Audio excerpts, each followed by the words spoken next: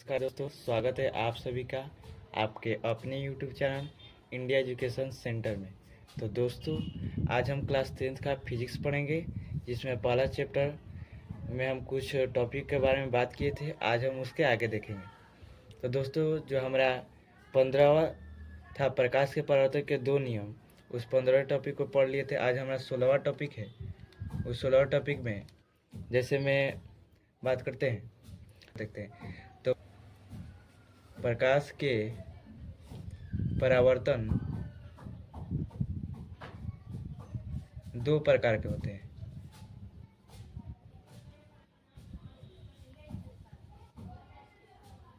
ये हो गया।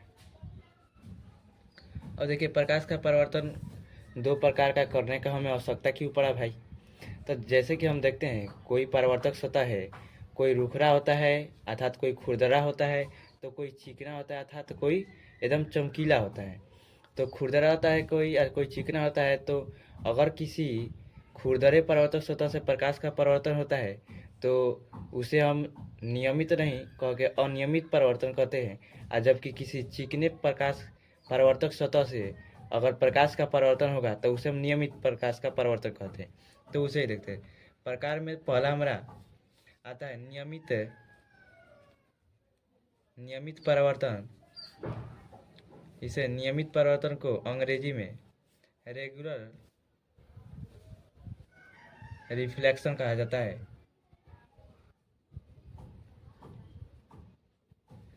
अनियमित परावर्तन को दूसरा जो है अनियमित परावर्तन, इस अनियमित परावर्तन को इरेगुलर रिफ्लेक्शन कहते हैं।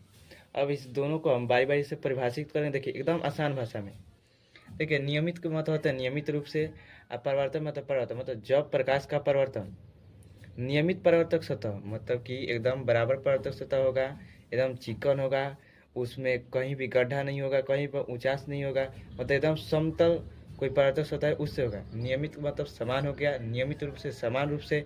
आप कोचिंग जाते हैं ना, लगातार जाते हैं, तो उसी प्रकार से आपका परावर्तक सतह जो होगा नियमित रूप से, समान रूप से, बराबर रूप से एकदम चिकन होगा, वह खुरदरा नहीं होगा। तो वैसे अगर सतह से आपका परावर्तक सतह से प्रकाश का परावर्तन होगा, तो उसे हम नियमित परावर्तन। तो परिभाषा लिखते हैं एकदम आसान भाषा में। जब प्रकाश का परावर्तन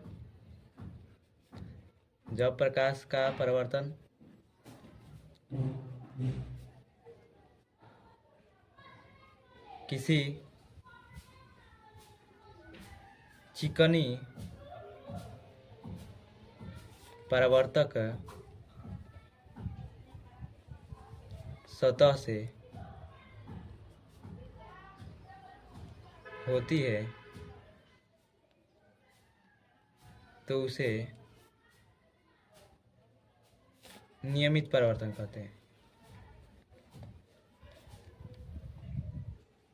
यह हो गया हमारा परिभाषा कि नियमित परावर्तन किसे कहते हैं। एग्जाम्पल में देख लीजिए, समतल दर्पण से, हम आपको दर्पण में पढ़ाएंगे इसे और अच्छा से। समतल दर्पण से प्रकाश का परावर्तन,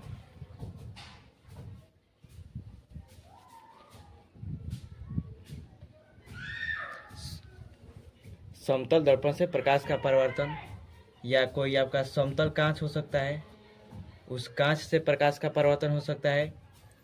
जितने भी आप स्वच्छ मतलब साफ, एकदम स्वच्छ एवं साफ पानी है, उस स्वच्छ एवं साफ पानी से, ठीक है, स्वच्छ एवं साफ पानी जो है, उस स्वच्छ एवं साफ पानी से यहाँ पर कांच जो होगा आपका, एकदम कांच कैसा चाहिए, समतल कांच होना चाहिए, एकदम बराबर प्लेन होना चाहिए। तो कांच में आपका कैसा कांच होगा जी? समतल कांच होगा। प्लेन मिरर मतलब प्लेन कांच होगा, समतल कांच से होगा, इसमें स्वच्छ पानी से होगा। तो ये हो गया। अब इसके चित्र को देखते हैं भाई, किस प्रकार से परिवर्तन होता है। जैसे हम आपको चित्र में दिखाते हैं, अब इसे हम चित्र के सहायता से समझते हैं। ये देखिए, हमारा एक परावर्तक सतह है, कोई वस्तु का परावर्तक सतह है। मान के चलिए कि हमारा समतल दर्पण है। समतल दर्पण का यह परावर्तक सतह हो गया। इस पर प्रकाश किरणें आपतित हुई, ये परिवर्तित हो गई, ये आपतित हुई, यह परिवर्तित हो गई, यह आपतित हुई, यह परिवर्तित हो गई। यहाँ पर एक परिवर्तन परिवर्तन हुआ, एक बार यहाँ पर परिवर्तन, आपतित हुई थी, परिवर्तित हुई थी। देखिए, अब देखिए आप जैसे कि देख रहे हैं चित्र में, प्रकाश किरणें आपतित हो रही है, परिवर्तित है, तो इसमें जितने भी प्रकाश किरणें हैं ना आपतित होती है, वह सभी के सभी परिवर्तित होती है। तो देखिए परिवर्तित किरणें परिवर्तन के बाद एक दूसरे के समानांतर एक दूसरे के समानांतर है। यह दोनों किरण देखिए, यह ए किरण है, यह बी किरण, यह सी किरण है। ये जो परिवर्तित किरण है ए डैश है, यह बी डैश है, यह हमारा सी डैश किरण है। देखिए ए डैश किरण बी डैश किरण देखिए एक दूसरे के समानांतर है, बी डैश किरण सी डैश किरण एक दूसरे के समानांतर है, मतलब यह सभी किरणें एक दूसरे के समानांतर परावर्तित होती है। तो वही लिखेंगे नोट में कि इसमें प्रकाश किरणें अर्थात देखिए यह किरण का समूह है, तो हम लिख सकते हैं पर किरण पुंज या किरणें। तो लिखें इसमें प्रकाश किरण पुंज, आप यहाँ पर किरण भी लिख सकते हैं, प्रकाश किरण पुंज अर्थात किरणों का समूह। पुंज मतलब समूह, तो आपको पढ़ा है। इसमें प्रकाश किरण पुंज एक दूसरे के समानांतर, एक दूसरे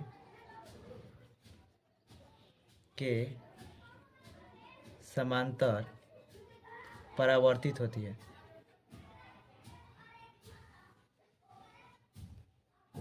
ये हो गया। देखिए सभी चीज़ को हम इमेजिंग करके कल्पना करके पढ़ेंगे, एकदम रटना रटना का काम नहीं है। देखिए चित्र को समझिए, आप इमेजिंग कीजिए, आपके दिमाग में इमेजिंग किया हुआ ही चित्र रहता है, रटा हुआ चीज़ या कोई भी विद्या हमेशा रहती नहीं है। तो यह हमारा हो गया नियमित परिवर्तन। दूसरा है, उस दूसरे को थोड़ा देख लेते हैं, जिसे अनियमित परावर्तन कहते हैं। इस अनियमित परिवर्तन की सबसे पहले परिभाषा देखते हैं, उसके उदाहरण को देखते हैं। तो लिखेंगे अ मतलब नहीं होता है, नियमित मतलब नियमित हो गया, मतलब बराबर हो गया, समान रूप से। अब परिवर्तन पाता, देखिए इसमें जो परिवर्तक सतह होगा आपका नियमित नहीं होगा, मतलब उसकी बनावट जो होगी ऊपर की, जो पृष्ठ की क्षेत्र की, यह हमारे एक प्रकार के समझिए परिवर्तक सतह है। इसके ऊपर की बनावट एकदम समान है, एकदम चिकन है, मतलब तो यह हमारा नियमित रूप से नियमित परिवर्तक सतह है।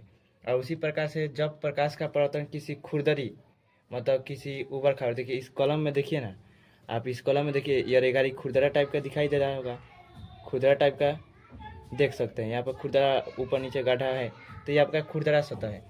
तो देखिए लिखेंगे जब प्रकाश का परावर्तन, जब प्रकाश का परावर्तन किसी खुरदरे परावर्तक सतह से होता है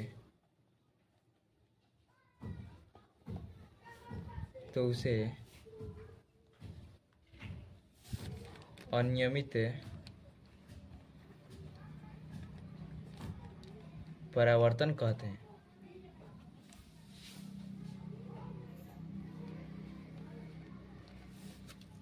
एग्जाम्पल में देखते हैं, आपकी खुरदरी सतह के रूप में घिसा हुआ कांच लेते हैं, उस घिसा हुआ कांच से घिसा हुआ दर्पण या कांच, घिसा हुआ दर्पण या कांच से प्रकाश का, जितने भी प्रकाश है उन प्रकाश का परावर्तन।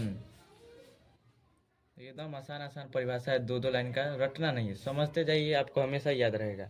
कितना रटिएगा, बहुत ही पढ़ना है, इसे रटने का काम है। अब इसे चित्र में देखते हैं, यह तो हमारा समतल हो गया, लेकिन इसी को हम जब रुखरा कर देते हैं, घिस देते हैं, देखिए ये जो चित्र हम बनाएंगे गलती है, ऐसा चित्र होता नहीं, लेकिन हम आपको समझाने के लिए बात है। यह हमारा समतल था, अब इसे हम घिस दे रहे हैं, तो घिसने के बाद इसके ऊपर का देखिए सतह रुखरा हो जाएगा, ठीक है।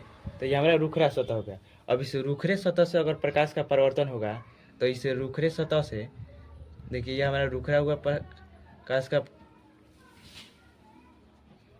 ये से रुखरे अगर सतह से प्रकाश का परिवर्तन होगा, देखिए एक इस प्रकाश की किरण है, प्रकाश का परिवर्तन आपतित हुई, परिवर्तित हुई, आपतित हुई, परिवर्तित हुई।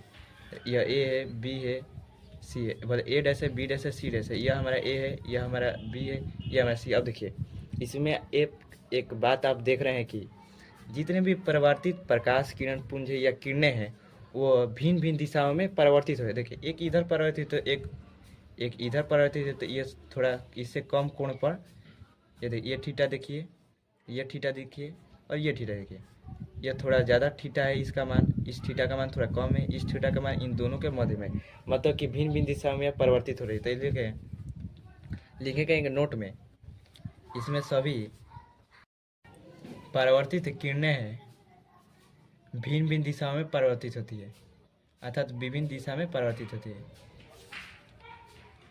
विभिन्न दिशा में परिवर्तित होती है। तो दोस्तों अब इसे हम थोड़ा इसे सही करके सही चित्र के रूप में देख सकते हैं, क्योंकि वहाँ पर चित्र हम समझाने के लिए बनाए थे। यह हमारा परावर्तक सतह खुरदरा है। देखिए खुरदरा मतलब गड्ढा, गड्ढा होता है ऊपर खाल नीचे समतल नहीं होगा। यह हमारा परावर्तक सतह हो गया। इस परावर्तक सतह से एक प्रकाश की इस प्रकार से आपतित हुई, इस प्रकार से आपतित हुई, एक प्रकाश की इस प्रकार, देखिए किस प्रकार से प्रकाश का परिवर्तन हो रहा है। A dash, B dash, C dash, ये हो गया आपका परावर्तक सतह, ये आपका हो गई आपतित। आशा करता हूँ कि दोस्तों अभी तक मैंने आपको जितना कुछ पढ़ाया वो सभी के सभी आपको समझ में आएगा। दोस्तों यदि आपको मेरा वीडियो अच्छा लगे तो प्लीज़ मेरे वीडियो को लाइक करें, दोस्तों में शेयर करें और मेरे चैनल को सब्सक्राइब करें। दोस्तों यदि आपको इस चैप्टर का PDF चाहिए या इस लेक्चर से संबंधित जितना मैं पढ़ा था उसका PDF चाहिए तो मेरे टेलीग्राम के चैनल से जुड़ सकते हैं, डिस्क्रिप्शन में मैंने लिंक डाल दिया है। तो दोस्तों आज के लिए बस इतना रह देते हैं, तब तक के लिए जय हिंद, जय भारत।